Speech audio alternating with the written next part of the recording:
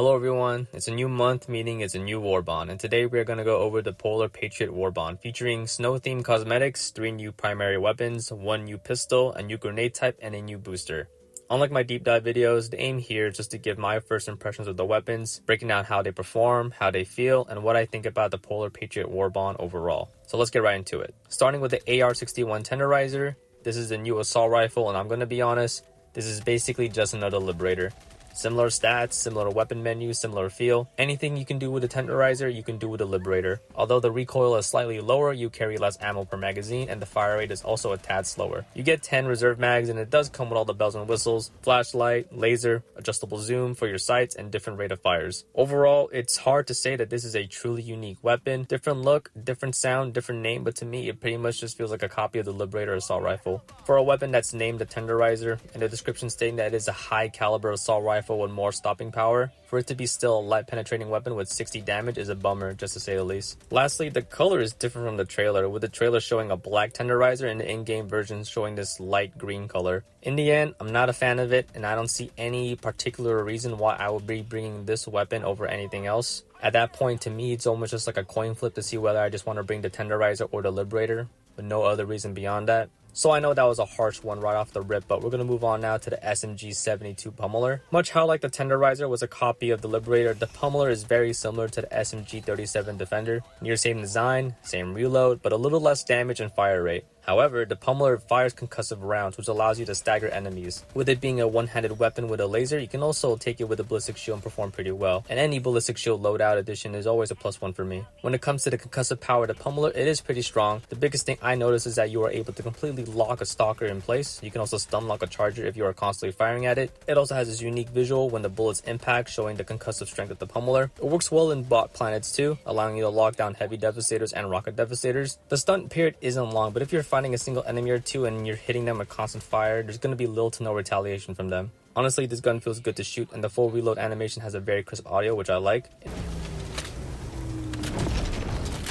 In terms of how it performs, I think it performs well. It's nowhere near overpowered, but it's a fair weapon that I'm glad to see adding some variety to the submachine gun category of weapons. Next, we're going to look at the new pistol, the P113 Verdict. The way I feel about this is the way I feel about the Tenderizer. The Verdict is pretty much an alternative to the default pistol, the Peacemaker. Both are light penetrating sidearms, with the Verdict dealing more damage but with higher recoil, less ammo per magazine, and a slower fire rate. Even though the fire rate is half as much as the Peacemaker, you can still just shoot rapidly with a weapon and output rounds rather quickly. The gun definitely sounds like it does pack more of a punch, and the iron sights took some time for me to adjust to. And overall, it's a good pistol. In terms of where it fits with the rest of the pistols, I feel that it completely invalidates the Peacemaker. If I was to choose a semi-automatic light penetration secondary weapon, I don't see a reason why I would choose the Peacemaker over the Verdict. The Verdict is basically the Peacemaker with more damage. Fire rate, recoil, and ammo capacity aren't relevant enough for me to lean away from the Verdict, and just like the Tenderizer to the Liberator, the Verdict just feels like a somewhat reskin of an already existing weapon. For the previous Warbond, the Democratic Detonation, the grenade pistol was a new sidearm there. It was a unique weapon that opened up a lot of loadout variety.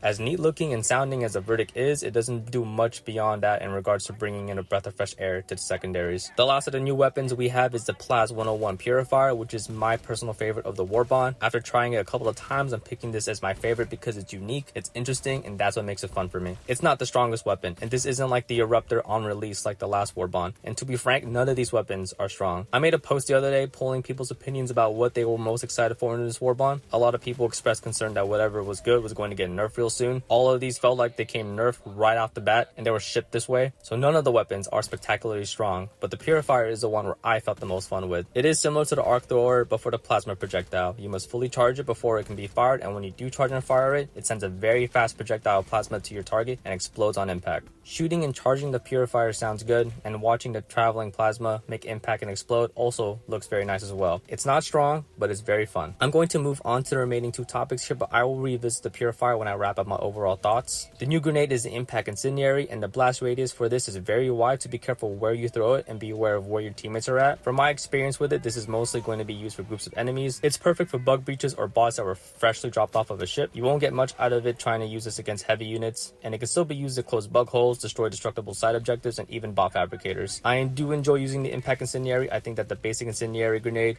the thermite grenade, and now this impact version is a great way to round out your choices for fire grenades. Lastly, the new booster in the Warbond, which is Motivational Shocks, which allows you and your team to recover faster from being slowed by attacks such as acid. Now this is mainly for bugs, as to my knowledge there's nothing in the bot plans that can slow you. Again, it says this applies to attacks, so foliage, EMS strikes, or tremors won't be affected by this booster. Still, it's very helpful to get you and your team away from all those hunters, bile spewers, and bile titans that are slowing you down. The slow can be extremely annoying, and the bile titans even have been known to affect you with the slow despite their bile puke being nowhere near you. With the booster equipped, you do notice a very noticeable change, and you do recover from the slow state a lot faster. Despite it looking like it's just meant for the bugs, it's a great situational booster to choose. Overall, I have to say that out of all the Warbonds released, the Polar Patriot is my least favorite. Keep in mind that these Warbonds are behind a 1000 super credit fee, and the items within it are behind Warbond medals that you need to grind for. It is with this in mind that when the content comes out, it should be coming out as a breath of fresh air to the game. And Helldivers 2 is a simple game. You're always doing pretty much the same thing you've always done. You're dropping in, you're fighting enemies, and you're completing objectives. What makes this fun is the amount of choices you have to do these things with. Weapons like the Tenderizer and the Verdict already exist in the game in the shape of the Liberator and the Peacemaker. More than that, there's no real depth to the weapon. You use it once and you pretty much fully understand how it works. Weapons like the Pummeler and the Purifier with their unique properties can take maybe several games to understand its potential, and then several more games to master. The point there is that you're getting a lot of value for your super credits, whereas the Verdict and Tenderizer kind of feels like you just got gypped, or it does for me. And I'm not saying that every weapon needs to have some sort of unique elemental property or have some modifier to affect enemies to satisfy that new and breath of fresh air requirement. There are a lot of different guns that fire bullets, and why does it have to be just another basic assault rifle and pistol? The assault rifle can be replaced with a silenced version of itself, and that alone would open up a whole new avenue to approach the same game I've always been playing, but in a refreshingly new way. Beyond the weapons, what pretty much nails the coffin for me on this is the armor, which, I'll be honest, is cosmetically some of the most beautiful armor in the game, but who keeps asking for more servo-assisted and more fortified armor passives? The armor literally has ice cleats, but I'm gliding over the ice like it's a slip and slide. The new booster, which seems to only be effective against the bugs, even names acid attacks as an example, so it is a clearly situational booster meant just for a specific faction. Why can't armor also be made for a specific faction,